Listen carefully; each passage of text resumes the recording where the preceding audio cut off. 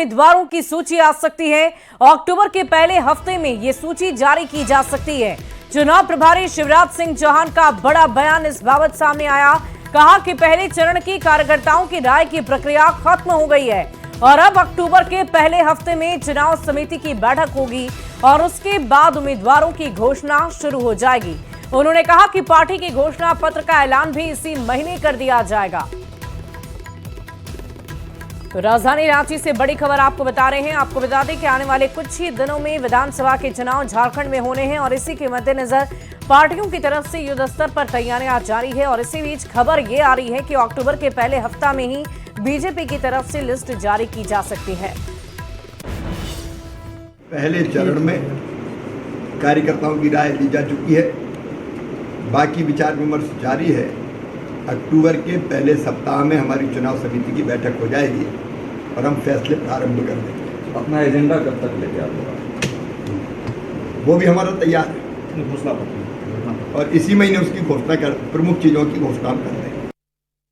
और जल्दी झारखंड में विधानसभा चुनाव की घोषणा हो सकती है और इसी को लेकर बीजेपी ने तैयारियां तेज कर दी है। राज्य में लगातार पार्टी के वरिष्ठ नेताओं का तांता लगा हुआ है। बिहार के उप मुख्यमंत्री सम्राट चौधरी भी गिरिडीह पहुंचे और परिवर्तन यात्रा महासभा में शामिल हुए। एनडीए की एकजुटता और केंद्र सरकार के लिए गए बड़े फैसलों की भी चर्चा की गई। गिरिडीह में सम्राट चौधरी ने रोड शो भी किया जिसमें बहुत बड़ी संख्या में बीजेपी के नेता शामिल हुए।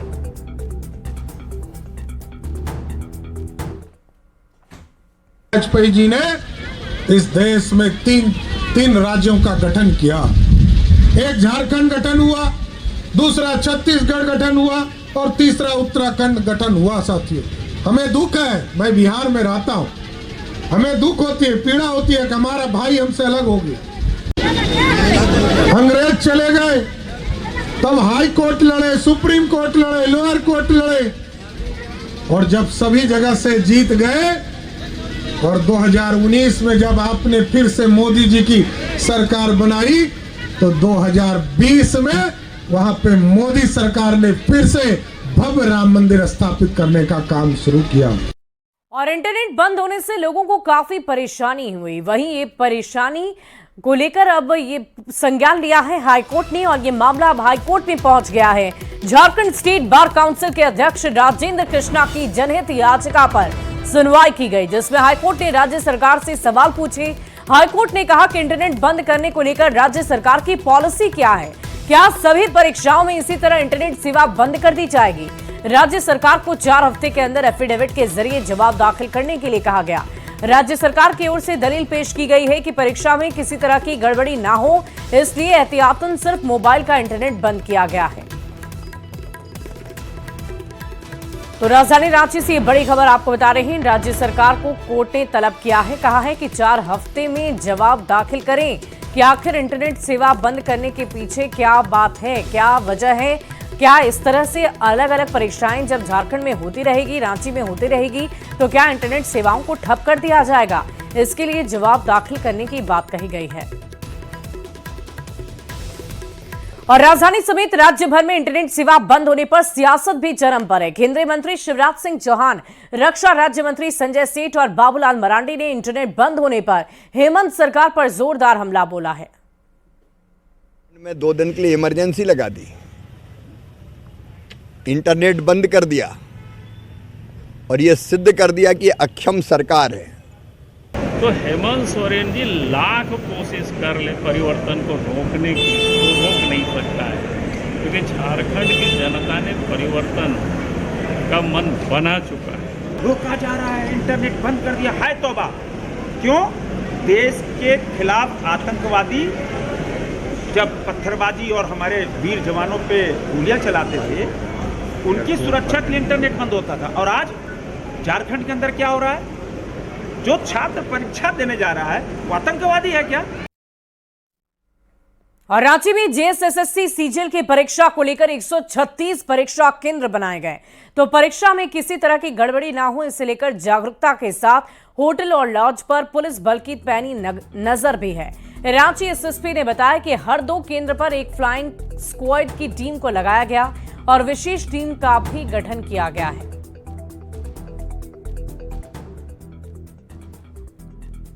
माइकिंग। इसके अतिरिक्त आप जान ही रहे हैं कि इंटरनेट को जो है इस काम के लिए रेगुलेट किया गया है। जो केंद्र है हमारे रांची ज़िले में 136 केंद्र हैं। 136 केंद्र सभी पर जो है फ्रिस्किंग के लिए फोर्स है, आर्म्ड पुलिस कांस्टेबल्स हैं और इसके अलावा हर एक 2 सेंटर पर एवरेज करके एक फ्लाइंग स्क्वाड है। उसके साथ भी पुलिस फोर्स और मजिस्ट्रेट हैं। 72 फ्लाइंग स्क्वाड हैं। और जेएसएसएससी सीजल के सफल परीक्षा के लिए जिला प्रशासन पूरी तरह से मुस्तैद है और इसी को लेकर हजारीबाग उपायुक्त नैन्सी सहाय ने जिले के विभिन्न परीक्षा केंद्र का निरीक्षण किया और तैयारियों का जायजा लिया। उपायुक्त नैन्सी सहाय ने बताया कि सीजल की परीक्षा के लिए हजारीबाग जिले में कुल मिलाकर 70 केंद्र बनाए गए हैं। सभी केंद्रों पर शांतिपूर्ण तरीके से परीक्षा चल रही है। होती है तो हौसला भी टूटता है स्टूडेंट का। ये नहीं सरकार को तो कुछ नहीं पता रहता है, लेकिन लड़के लोग का हौसला टूटता है। 5 साल से 6 साल से तैयारी करते हैं एक नौकरी के लिए। बस पिछले बार के जैसा उम्मीद करते हैं हमारे सीएम साहब से कि वो ऐसा न करें जैसा पिछले बार हुआ था, और अगर ऐसा होता है तो ये हमारे सरकार के लिए ये बहुत ही दंडनीय मतलब ये होना चाहिए कि मतलब उन लोग एक विफलता उनका मतलब कहना चाहिए कि उन हर प्रोग्राम मतलब हर पेपर लीक उन्हीं के सरकार में होता है, तो ऐसा क्यों होता है? सभी जगह अभी तक शांतिपूर्ण एग्जाम्स कंडक्ट हुए हैं और सभी जगह static force, magistrate, flying squad की टीम्स, ऑब्जर्वर्स और जो सेंटर सुपरिटेंडेंट है केंद्र के वो अच्छे से परीक्षा को करा रहे हैं और हम लोग ये सुनिश्चित करेंगे कि अच्छे से दोनों दिन ही की परीक्षा है कंप्लीट। अगली खबर जामताड़ा से है, जहां 17 केंद्रों पर झारखंड कर्मचारी चयन आयोग ने परीक्षा का आयोजन किया है। परीक्षा को लेकर जिला प्रशासन पूरी तरह से अलर्ट मोड पर है। पहली पारी की परीक्षा सुबह 7 बजे से शुरू हुई और भारी सुरक्षा व्यवस्था के बीच इस परीक्षा को खत्म किया गया। आपको बता दें कि झारखंड के अलावा बिहार, बंगाल, यूपी से भी परीक्षार्थी यहां पर पहुंचे हुए थे। कोई मामला कुछ नहीं है। समय सील था एकदम सब, और हम लोग के सामने हस्ताक्षर करके खोला गया है। सिलेबस से क्वेश्चन था, सिलेबस से ही था सर। क्वेश्चन कैसा था? ठीक संतुष्ट है? हाँ। और सील था? हाँ सील था। और झारखंड में जेएसएसएससी सीजल की पहली पारी की परीक्षा संपन्न हो गई है। परीक्षा को लेकर सभी 24 में जिलों से इंटरनेट सेवा बंद कर दी गई ताकि किसी भी हालत में परीक्षा में किसी तरह की कोई गड़बड़ी ना हो और कोई पेपर लीक करने की भी कोशिश ना कर सके। पहली पारी की परीक्षा तो संपन्न हो गई, लेकिन दूसरी पारी की परीक्षा अभी भी जारी है। कड़ी सुरक्षा के बीच अभ्यर्थी परीक्षा दे रहे हैं।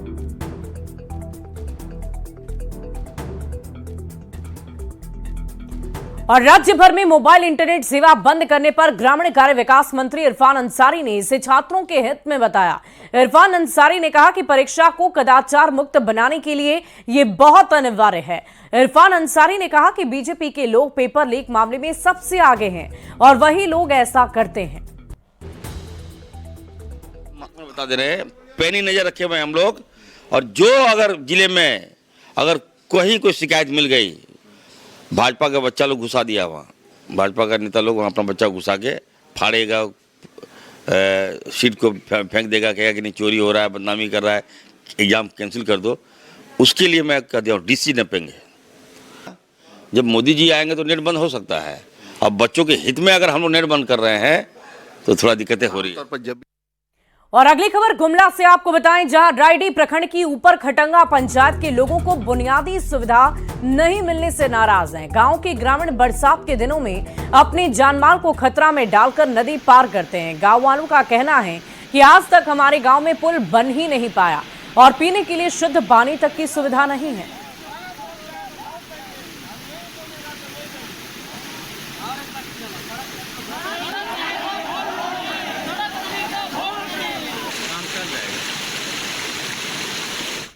और बोकारो स्टील के आवासीय परिसर में अतिक्रमण के खिलाफ टाउन एडमिनिस्ट्रेटिव विभाग ने मुहिम छेड़ दी है।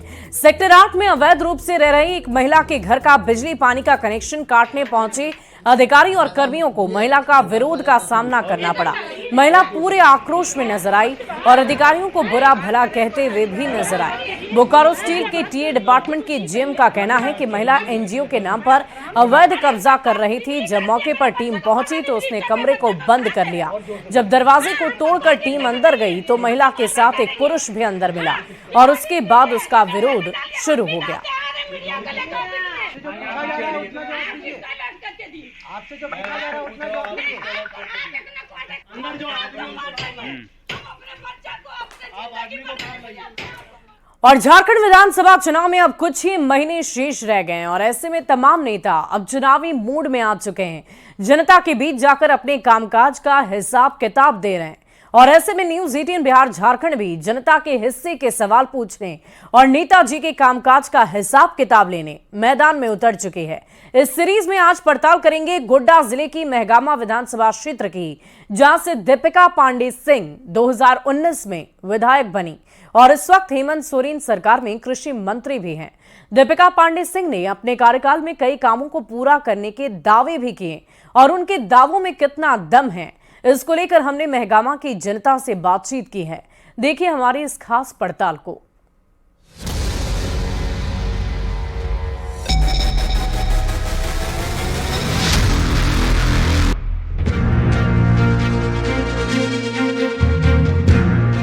झारखंड विधानसभा चुनाव की आहट ने नेताओं और मंत्रियों की बेचैनी बढ़ा दी है।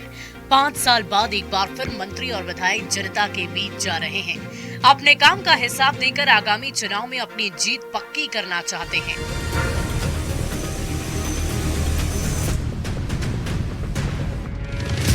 आज एमएलए के हिसाब किताब में हम एक ऐसे विधायक के कामकाज की पड़ताल करेंगे जो है इस वक्त हेमंत सोरेन सरकार में कृषि मंत्री।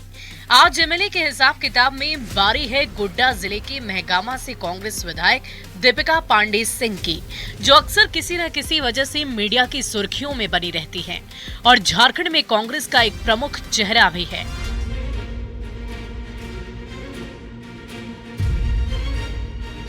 कृषि मंत्री दीपिका पांडे सिंह ने काम के दावे तो बहुत किए। उन्होंने पिछले 5 साल में अपने दर्जनों काम गिनवाए, लेकिन हम उन दावों की हकीकत की पड़ताल करने जनता के बीच पहुंचे, जानने की कोशिश की कि मंत्री जी के दावों में कितना दम है।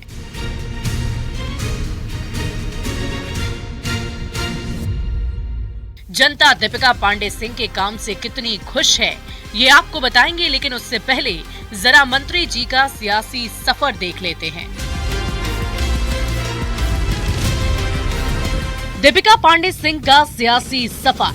यूथ कांग्रेस से दीपिका पांडे सिंह ने शुरू की राजनीति।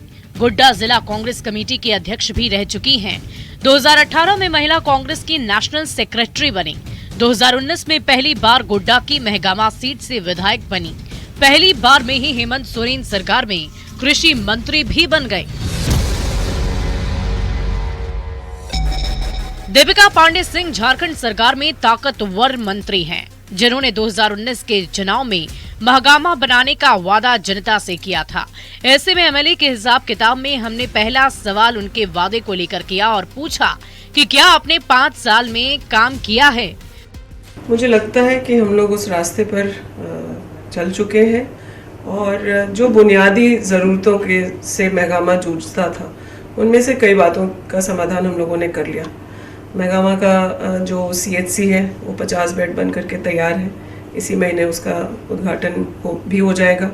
महगामा में डिग्री कॉलेज की शुरुआत हो गई, बच्चों के एडमिशन्स होने लगे वहाँ। साथ ही साथ आप देखते होंगे कि ग्रामीण सड़कों से लेकर जो मुख्य पीडब्ल्यूडी के सड़क है और एनएचएआई भी बनवाने के लिए हम लोगों ने कीचड़ स्नान किया। तो सड़कों के जाल को बिछाने के लिए महगामा की दूरी जिले से और ठाकुरगंगटी जैसे प्रखंड की दूरी अनुमंडल से कम करने का काम हम लोगों ने अपने नए महगामा में किया है। जो शिक्षा के जितने भी संस्थान हैं उनके रख रखाव और उनकी बुनियादी ज़रूरतों को सुधारने का काम हुआ। हमारा पूरा क्षेत्र खेती पर निर्भर है, तो धान अधिप्राप्ति हो या फिर नहरों की सुविधा ठीक करने की बात हो, नए चेक डैम्स बनाए गए, पोखरों का जीर्णोद्धार हुआ। भौरा बराज जो है वो 19 साल से उससे किसान लाभान्वित नहीं हो पा रहे थे, उसकी हम लोगों ने उसके जीर्णोद्धार करा करके आज हम ठाकुरगंगटी से और कुछ दूरी मेहरमा की भी जो है उससे जुड़े हुए नहरों में पानी आने की शुरुआत हो गई है। दीपिका पांडे सिंह सिर्फ महगामा के विधायक ही नहीं, बल्कि कृषि मंत्री के तौर पर उनकी जवाबदेही पूरे झारखंड की जनता के प्रति है। ऐसे में हमने अगला सवाल यही पूछ लिया कि अगर जनता आपको फिर से मौका देती है तो आप झारखंड के लिए कौन सा काम करना चाहेंगी। उस क्रम में हम लोग इस बार सिर्फ एक राइस मिल का शिलान्यास कर पाए हैं, वो भी तैयार होने में 1 वर्ष का समय लगेगा। फिर कृषि आधारित और भी अन्य छोटे बड़े काम इलाके में होना ज़रूरी है, चाहे कोल्ड स्टोरेज बने या फिर गोडाउन्स, वेयर हाउसेज अगर वहाँ नए बनेंगे तो उससे वहाँ के लोकल स्थानीय लोगों को पर्याप्त रोजगार मिलेगा। तो मुझे लगता है कि अगले टर्म के लिए अगर मुझसे कोई पूछेगा कि आप आने वाले समय में मेहगामा के लिए क्या करना चाहते हैं, तो मैं सोचती हूँ कि और जो है मीडियम स्केल इंडस्ट्रीज़ मेहगामा में और लगाने की ज़रूरत है और कोई एक बड़ा एग्रो बेस्ड इंडस्ट्री मेहगामा में हो, इसकी मैं कल्पना करती हूँ। मंत्री जी ने 5 साल के कार्यकाल में कई काम करने के दावा किए और ऐसे में हमने उनसे ये भी पूछा कि वो कौन कौन सा काम है जो आपने कृषि मंत्री के बतौर जनता के लिए किया है। काम आपको मंत्री देखिए, किसानों के मुद्दों को हम लोग बहुत जमीनी स्तर से समझते हैं क्योंकि वैसे ही क्षेत्र को रिप्रेजेंट कर रहे हैं। पूरे झारखंड का काम करते हुए हम लोगों ने मेहगामा को भी उन सुविधाओं से लाभ उठाने का पर्याप्त अवसर मिला है। 2 लाख रुपए की कर्ज माफ़ी अगर पूरे झारखंड के किसानों की हो रही है तो उसका फ़ायदा मेहगामा के किसानों को भी मिल रहा है। फसल बीमा हम लोगों ने 1 रुपये में कराने का काम किया है क्योंकि ईश्वर की कृपा है, मानसून अच्छा हुआ तो सुखाड़ की परिस्थिति भी हट गई, लोगों ने अपने बीज को वहाँ लगाया है, धान की रोपनी हुई है, तो अब उनका फसल सुरक्षित रहे। किसी भी विपरीत परिस्थिति में उन्हें अगर भगवान न करे कोई नुकसान होता है तो बीमा उनके फसल का हो चुका है। साथ ही साथ जो पशुपालकों के लिए सरकार ने कैबिनेट से पारित किया कि जो प्रोत्साहन राशि वो 3 रुपये प्रति लीटर के से बढ़ा करके 5 रुपये प्रति लीटर अब सरकार देगी, तो हमारे यहाँ के भी पशुपालकों को फ़ायदा हुआ है। हम लोग ये सुनिश्चित कर रहे हैं कि खाद बीज पर्याप्त मात्रा में उचित दर पे पूरे झारखंड को भी मिले और उसका फ़ायदा मेहगामा तक भी पहुँच रहा है। जनता की नाराजगी इसलिए भी अपने विधायकों से होती है कि वो चुनाव जीतने के बाद नजर नहीं आते। ऐसे में हमने अगला सवाल यही पूछ लिया कि चुनाव के बाद आप क्षेत्र में कितनी बार आई हैं? सुलभता टेक्निकल भी है, युग डिजिटल है, तो ऐसे तो मैं कोशिश करती हूँ कि हफ्ते में 3 दिन अपने क्षेत्र में अवश्य रहूँ और वह समय जनता के बीच सुबह 6 बजे से लेकर रात के 10 बजे तक जनता के बीच ही हम लोग रहते हैं और फ़ोन पर हो, व्हाट्सएप पे हो या फिर रांची भी आकर के लोग बहुत सुलभता से हम लोगों से मिल पाते हैं। हमारा हेल्पलाइन नंबर भी है एक व्हाट्सएप, उस पर हर दिन शिकायतें आती हैं लोगों की, छोटी छोटी बुनियादी ज़रूरतों है, किसी के जाति निवासी की अगर कोई शिकायत है प्रखंड में तो उसको भी हम लोग फॉलोअप करते हैं। हैंडपम्प रिपेयर कराना है तो वैसी चीज़ों को भी देखते हैं। ट्रांसफार्मर कहीं जल गया, बिजली की असुविधा हो रही है, स्वास्थ्य संबंधित कई सारी शिकायतें लोगों को होती है कि वहाँ जो गंभीर बीमारी के लिए जो इलाज चाहिए वो जब तक कभी 300 बेड अस्पताल रेडी होगा तब वहाँ हो पाएगी, लेकिन कई मरीजों को रिम्स या एम्स तक जाने की आवश्यकता होती है। तो हम लोग हर छोटे बड़े स्तर पर लोगों के साथ कृषि मंत्री के अलावा दीपिका पांडे सिंह विधायक भी हैं। ऐसे में उन्होंने विधायक फंड से मेहगामा क्षेत्र के लिए क्या क्या किया, तो सुनिए उन्होंने क्या कहा है। मैं बहुत खुशी के साथ आपको बता रही हूँ कि मैंने अपने 5वें साल का भी फंड जो एलोकेट हुआ है उसका भी 80% यूटिलाइजेशन हमारे क्षेत्र के जनता के सुविधाओं को बढ़ाने के लिए किया है। पहले 4 साल का जो फंड था वो भी यूटिलाइज हुआ, लास्ट ईयर का फंड क्योंकि आधा साल ही हम लोगों को मिलता है, फिर भी हमने 80% इस साल के फंड को भी खर्च करने का काम किया। तो मैं कह सकती हूँ कि फंड को क्षेत्र की जनता के लिए यूज़ करने में भी कुछ टॉप MLAs में हमारा नाम आना चाहिए। कृषि मंत्री दीपिका पांडे सिंह से कामकाज का हिसाब किताब लेने के बाद अब बारी थी उनके दावों की जमीनी पड़ताल करने की। ऐसे में हम सीधा जनता के बीच पहुंचे, जहां हमने पहला सवाल यही पूछा कि विधायक जी ने जो काम के दावे किए हैं उसमें कितना दम है, तो सुनिए जनता ने क्या कुछ कहा है। अगले 5 साल के अपेक्षा यहाँ विकास का कहीं कोई बेस नहीं है। अगले जो 5 साल में जो पूर्व विधायक जो विकास किए हैं उसका 25% भी काम नहीं कर पाई। और यहाँ रुकेंगे एक छोटे से अंतराल के लिए, खबरें लगातार जारी है।